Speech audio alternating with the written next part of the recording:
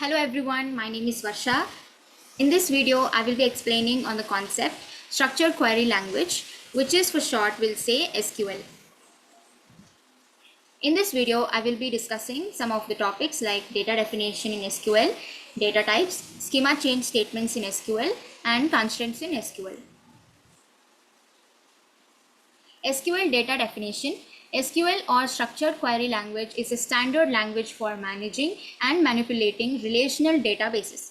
SQL is the ability to define the structure of database, including the types of data that can be stored. SQL uses the terms table, row, and column for the formal relational model terms, relation, tuple, and attribute respectively. We will use the corresponding terms interchangeably. The main SQL command for data definition is the create statement, which can be used to create schemas, tables, relations, and domains, as well as other constructs such as views, assertions, and triggers. So as I said, since create statement is the main SQL command, so when you implement this command, we can create anything in SQL. Like for example, we can create a database using a create command. Create database order list. So order list database will be created in the system. Coming to data types in SQL, SQL data types define the type of data that can be stored in the database column or variable. The data types define the kind of domain that should be stored in the database column or variable. We have many kinds of data types like numeric type, which is used to store numeric values, int, big int, decimal, and float. Character type, it is used to store character strings using char, varchar, and text. Date and time data types can also be stored using date, time, and timestamp data types. Binary type, that is used to store binary data such as image, audio files, blob, and byte. Boolean type to store logical values, that is true and false. Arrays to store arrays of values, array and JSON. Spatial types, in order to store geometric and geographic data, we use data types like point, line, polygon, etc. So in the example, as we can see, an employee ID, that is an attribute which is being created, and it is considered as a primary key. And we are specifying the value of the domain, the data type of the domain should be an numeric type, that is an integer type, and the size of the employee ID should be within 5 bytes, right? Before going to the changing statements in SQL, we will see what is schema. The skeleton of the database is created by the attributes and the skeleton is named schema. Schema mentions the logical constraints like table, primary key, etc. The schema does not represent the data type of the attributes. A database schema is a logical representation of data that shows how the data in a database should be stored logically. It shows how the data is organized and the relationship between the tables. Database schema contains table, field, views, and relation between different kinds of keys like primary key and foreign key. So this is an example of a schema where we are representing a relation, that is student, having 3 attributes: student ID, name, and age. The logical representation of the relation name and the attributes or the domains and the fields inside a particular table, so that is called as a schema. Schema change statements. So there are 2 kinds of statements: drop command and the alter command. Drop command is used to drop or delete the named elements of database schema such as tables, domains, or constraints on these elements or the entire schema itself. The drop command can be implemented in 2 possible ways, that is using cascade and restrict. Drop is one of the command statement which is usually used to drop or delete or do any modification in the database or to a particular table. So the syntax is drop table and the table name. Example, drop database test DB.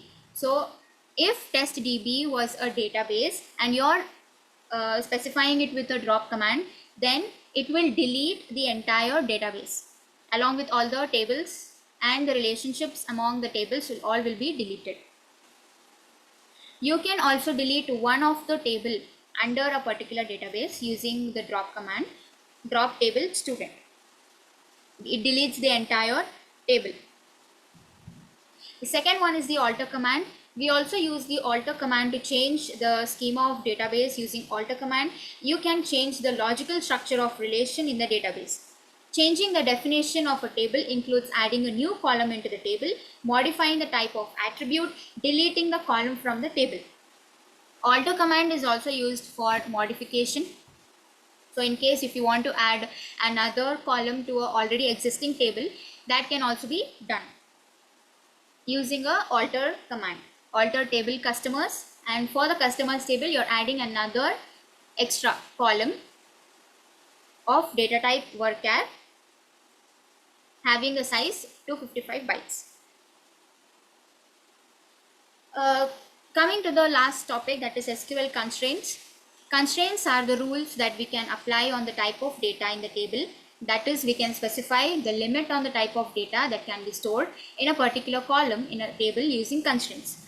So the available constraints in SQL are not null, unique, primary key, foreign key, check, and default. Not null, this constraint tells that we cannot store a null value in a column. That is, in the sense, if a column is specified as not null, then we will not be able to store null in this particular column anymore. Unique, this constraint when specified with the column tells that all the values in the column must be unique. That is, the values in any row of a column must not be repeated. Next one is the primary key.